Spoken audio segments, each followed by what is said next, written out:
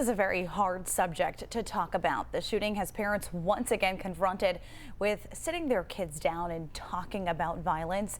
News 12's Antoinette Biordi has more on what you need to know to address concerns and ease their fears.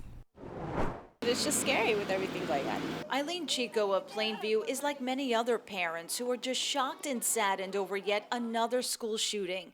And even though it's more than 1,000 miles away, the heaviness of what happened hits close to home. I haven't approached the subject with any of my kids. I have a third grader and a first grader, and it's heartbreaking, and I don't know. I don't really have an answer. I've had a lot of adults reach out to me, and they are just shook. They're devastated. Psychiatrist Dr. Liat Jarkon is the director of the Center for Behavioral Health at NYIT. She says parents need to check themselves emotionally first. Once you wrap your head around it as an adult, then you need to approach your kids directly and explain to them it's a tragedy.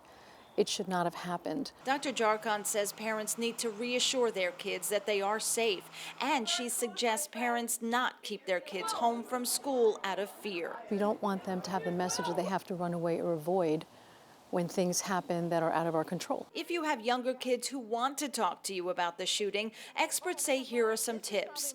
Find out what they know first. If they're upset, address it with them in simple terms and reassure them that teachers and school officials know what to do in an emergency to keep you safe. If your kids are a little older, find out how they feel about it. Listen to them and encourage them to keep talking to you or a mental health counselor in or out of school. The kids did talk about it in school.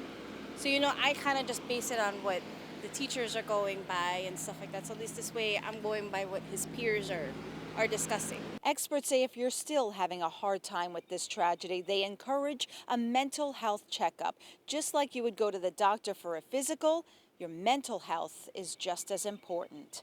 Antoinette Biordi, News 12.